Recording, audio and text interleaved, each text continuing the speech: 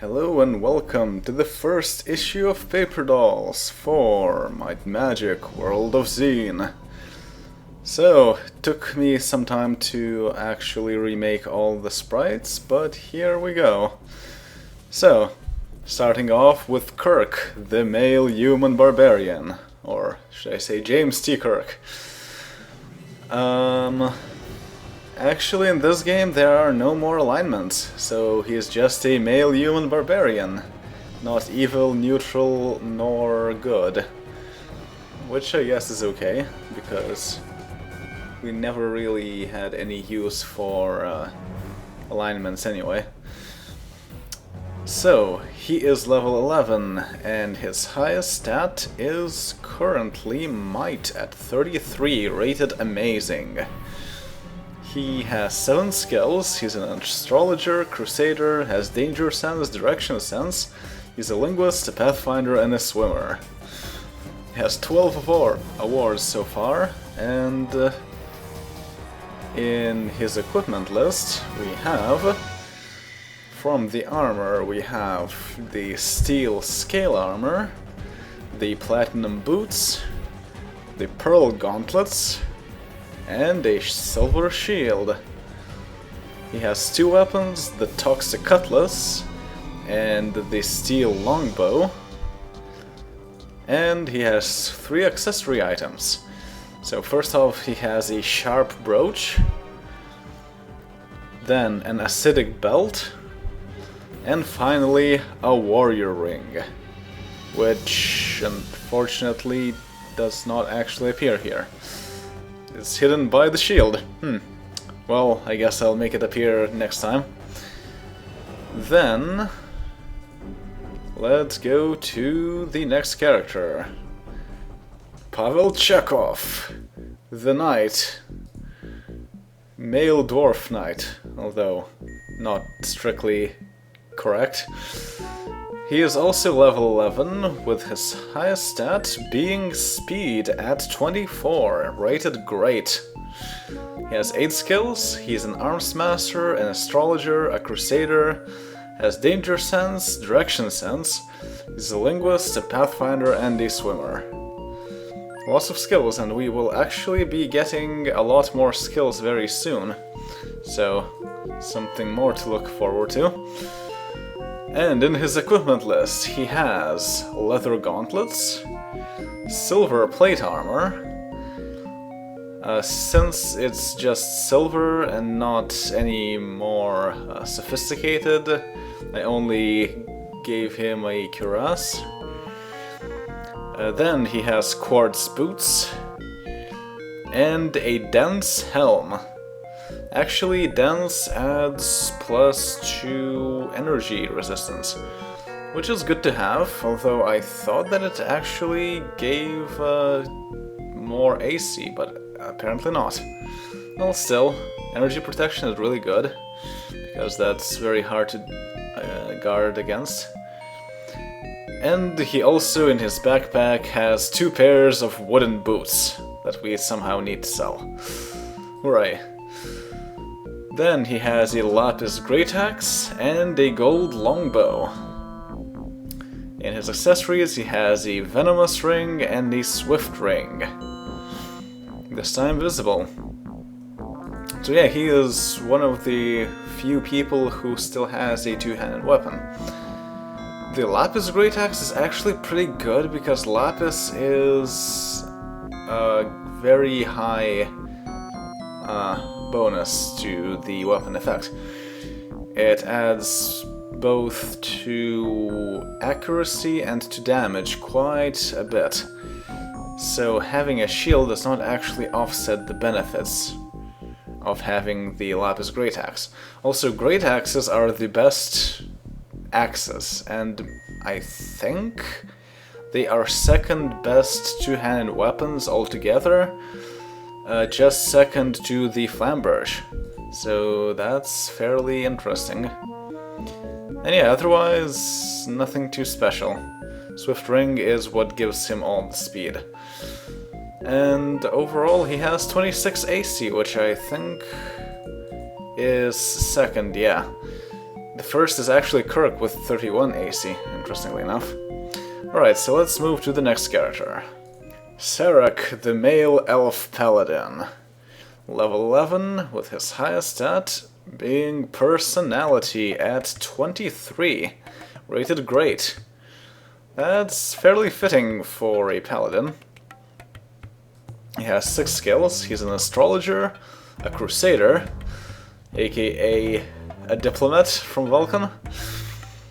Then he has danger sense, direction sense, he's a linguist and a swimmer.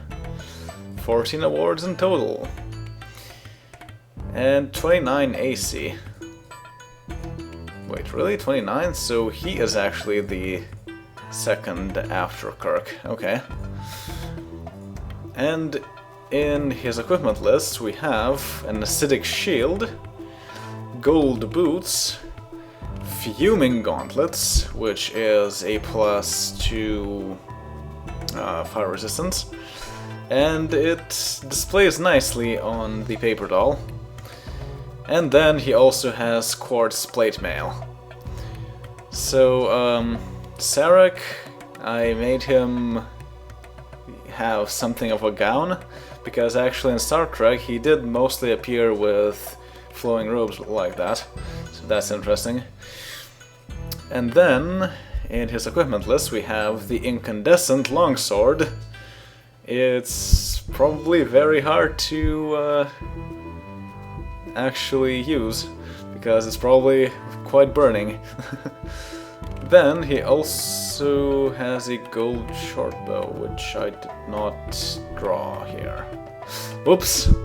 Well, it will be there next time. And in his accessories he has 2 rings. A venomous ring and an archmage ring. Yeah, the archmage ring I think increases spell points? Yeah, I think so. So for a paladin that is very useful, since he has lower spell point growth. And he also has lower hit point growth due to being an elf. And unlike pretty much all the other races, elves don't actually get a bonus to spell points when they are of clerical types. So clerics and paladins, yeah, they don't get anything. Although sorcerers do get extra spell points when they're elves. Alright, so let's move to the next character. Montgomery Scott, the male human robber. Or engineer. Same thing, really. He is level 11, and his highest stat is luck at a whopping 41, rated gigantic. He has 9 skills. His thievery rating is at 52, which is not too bad for someone that is only level 11.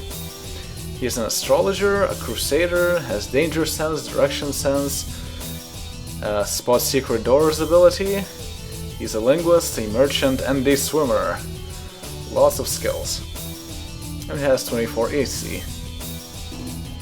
In his armor we have regular gauntlets, then a shocking helm. It's very shocking. Then a coral shield, and a crystal chainmail, so his red shirt actually shines through. Then he has gold boots, and also he has 4 pairs of wooden boots that we somehow have to sell at some point. Then in his weapons he has an icy broadsword, yeah, not too bad, and a silver shortbow, also not too bad. And his accessories we have an accurate belt, so it's pretty much a light version of the Exacto belts that we had in Isles of Terra. And he has a toxic ring, and a lucky ring, and also an incandescent pendant. Again, probably pretty hard to wear it. Alright, so that's that. Actually, I do like how Scotty's paper doll turned out. He does look quite a bit younger than he should, but then again, in-game he is 19 of age. But he does quite look like a younger version of James Doohan, so that's interesting. Also, since I didn't mention, Chekhov turned out to be more Russian than in actual Star Trek, which is scary. Alright, so let's go to the next character. Leonard McCoy, Bones, the male human cleric. Level 11, with his highest stat being personality. At 24, rated great, which is just barely above endurance at 23, also rated great. And he has 6 skills. He's an astrologer, a crusader, has danger sense, direction sense, he's a linguist and a swimmer. Has 25 AC. Because of all the armor items that he has equipped, and there's a lot of them. So first he has an acidic splint mail. Pretty good. Splint mails overall are pretty good, and acidic does add quite a bit to poison resistance. Then he has regular gauntlets. Then he has a fiery shield, so fire protection. Then he has a regular helmet. Then platinum boots, one of the items that definitely helps a lot with his AC. And lastly, he has a regular leather cloak, which also gives a bit of a boost to his AC. Overall, we really are low on cloaks. Hopefully we can find some more soon. Then in his weapons he has a crystal maul. Yeah, not too bad for a cleric actually. And he has absolutely no accessories. Yeah. So at this point, whenever I see something good in shops, if it's a cloak or an accessory, I usually try and take them. So, yeah. So let's go to our last character. Spock, the male elf sorcerer. Level 11, with his highest stat being intellect at a whopping 50. Rated fantastic, which gives him 165 maximum skill points. Not bad. And he has 7 skills. He's an astrologer, a cartographer, a crusader, a linguist, and a swimmer. Has danger sense and direction sense. Not too bad. And then in his equipment list we have, first off, glowing robes. So we give him a robe and added a glowing aura around it. It actually adds a bit of energy protection, but it's not that good. His energy resistance right now is up to 10. I think glowing adds +5 or something. It could be better, so I think I will eventually replace the glowing robes with something else. Then he has an iron helmet, and platinum boots, and steel gauntlets, and finally a burning cape. I can imagine Spock looking at the cape and saying, fascinating. This cape appears to be burning, and yet it doesn't actually affect me in any way. Very interesting indeed. And that, of course, gives him fire resistance, so all in all he has pretty good resistances all around. 85 resistance in total.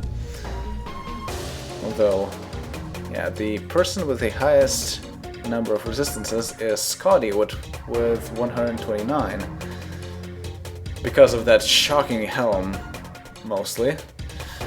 But it is a very good thing, because he's the one who gets shocked the most. So yeah, that was that. We of course will not go through hirelings, because there are no hirelings in this game. Oh. But yes, so that's our party, and that's who we'll be seeing every Paperdolls issue. Up to the end of both games. And, well, all 3 games, I guess. So I will see you all in the main playthrough of Might and Magic World of XEEN. See y'all then. Later.